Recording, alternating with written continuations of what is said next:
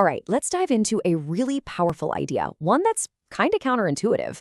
What if changing your life isn't about waiting for success to happen to you, but about first becoming the person who's already successful? It's a total shift from an outside-in approach to an inside-out transformation. And this quote, man, it just cuts right to the chase. It's not enough to just wish you were that person. You have to start embodying them right now. You have to think like they would, act like they would, and carry yourself like they would. The bottom line is, that big external change you're looking for, it never, ever happens without you making an internal decision first. So, this whole concept is built on what's called the as-if principle. And at its core, it's pretty simple. The world around you, your reality, it isn't random. It's a mirror. It's just reflecting back the beliefs you hold about yourself. And you really have to get this mirror metaphor. A mirror doesn't care about your hopes, your dreams, or your good intentions. It just reflects what's actually in front of it. And in this case, that's your deep-seated self-concept. What this means is the world won't change for you until you change the image you're projecting into that mirror. Okay, so it's super easy to hear this and think, oh, so I just gotta be arrogant, fake it till I make it? But no, that's not it at all. This isn't about being fake. It's about alignment. It means you have to consciously, deliberately bring your daily behaviors, all the little habits, into alignment with the version of yourself who already has everything you're looking for. So you might be thinking, okay, if this is so powerful, why isn't everybody doing it? Well, it's because most of us get caught in this really common trap. It's called identity lag, and it's a fundamental mistake in our thinking that keeps us completely stuck. Just look at these two mindsets, right? On the left, you've got the trap. This is where most people live. They're waiting. Once I get the job, then I'll feel confident. Once I make the money, then I'll believe in myself. But the principle, the way it actually works, is the total opposite. You have to believe in yourself first, and that belief is what creates the success. So what is identity lag? It's basically being stuck in that waiting game. You're waiting for some proof from the outside world, a promotion, some validation, before you'll give yourself permission to change how you see yourself. But here's the kicker. That evidence you're waiting for, it doesn't show up until your belief is already there. It's like you're waiting for a train that will only leave the station once you're already on board. This quote just hits so hard. Think about that for a second. Success isn't something the world grants you. It's something you create the very moment you decide, internally, who you are, long before anyone else signs off on it. Okay, that's the theory. But how do we actually do this? How do we put it into practice?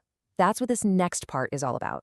We're going to get into the how-to and talk about using your daily habits as the engine for this change. You got to understand, every little thing you do, from the second you wake up, it's not just some random neutral action. It's a statement. It's a declaration you're making to yourself and, frankly, to the universe about who you are and who you're becoming. I love this idea of voting. Think about it. There is no neutral ground here. Every single action you take is a vote. When you hit the snooze button instead of getting up, you cast a vote for the person who lacks discipline. When you keep a promise to yourself, even when no one's watching, you cast a vote for the person who succeeds. So here's a really practical framework. 4 key steps to start practicing this. First, you have to refuse that negative inner voice. Just shut it down. Second, move with intention, not on autopilot. Third, start demanding more from yourself. Raise your personal standards. And finally, every single time, choose the disciplined path over the comfortable one. It's a daily commitment. So what does this actually look like in your day-to-day life? Well, it's the small stuff. It means you speak with clarity, not with uncertainty. You dress with intention for the person you want to be. You work with a sense of urgency because your time is valuable. You think with precision.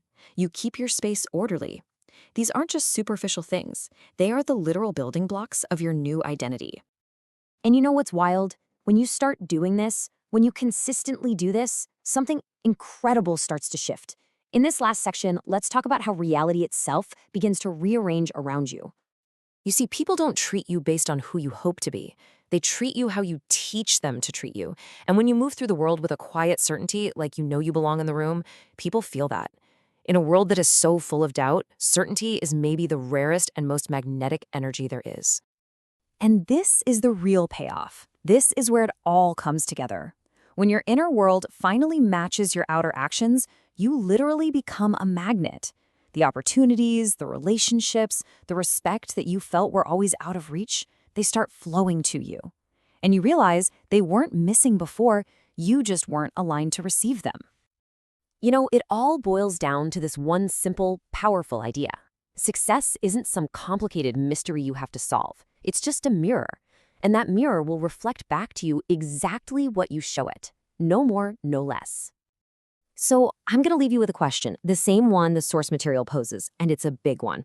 Who are you pretending not to be? What power, what identity are you holding back, waiting for someone else to give you permission to claim it? What would happen if starting today, you just stopped pretending and started being?